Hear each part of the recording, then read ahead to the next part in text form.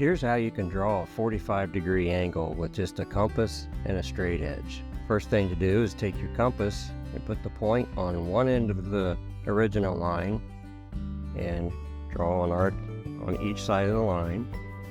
Put the point of the compass on the opposite end and draw two intersecting arcs like that. Then you're going to sketch in the perpendicular line connecting those intersecting arcs like so.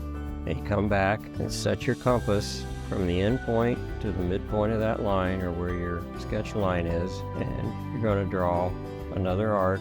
Now this point right here connected to this point is going to give you 45 degrees.